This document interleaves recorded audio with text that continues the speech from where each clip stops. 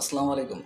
বর্তমান সময়ের সবচেয়ে আলোচিত, সমালোচিত বিষয় হচ্ছে ধর্ষণ, ধর্ষক, হ্যাঁ?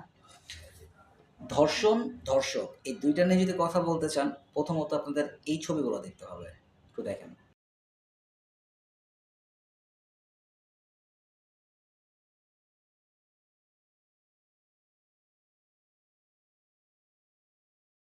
এবার আসি মোরাল অফ দ্য স্টোরি।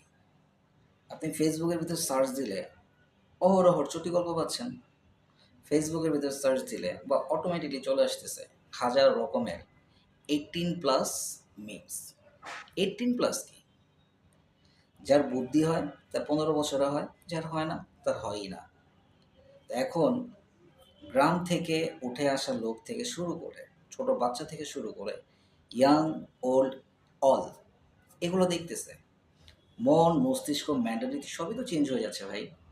যেখানে ফেসবুক আমাদেরকে বলতেছে মা, বোন, চাচাতো ভাই, বান্ধবী, রুমমেট, ফ্রেন্ড সার্কেল, প্রেম স্কিম, হ্যাঁ? তো এই যে জিনিসগুলো যে হচ্ছে, কোথা থেকে হচ্ছে?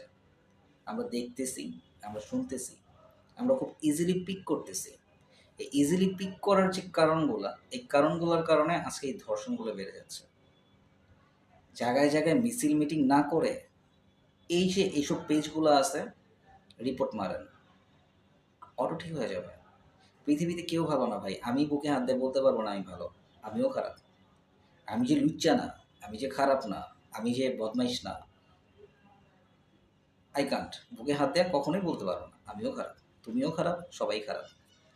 বাট আমাদের মেন্টালিটি যদি চেঞ্জ করতে হয়, আমাদের চোখের সামনে থেকে এই যে জিনিসগুলো, এই যে ফাইজলামিগুলো, এগুলো রিমুভ করতে হবে। যখন আমরা এগুলো রিমুভ করে ফেলবো, অটো সমাজ সুন্দর হয়ে যাবে। আমরা রিমুভ করতে পারবো না, সমাজ সুন্দর হবে না।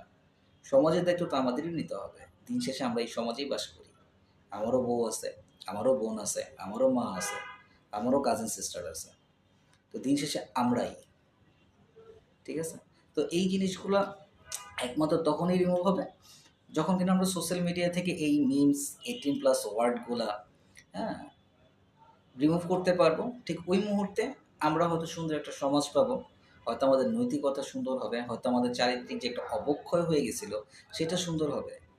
দিন শেষে একটা ভালো মানুষ হইতে পারবো ইনশাআল্লাহ, হ্যাঁ?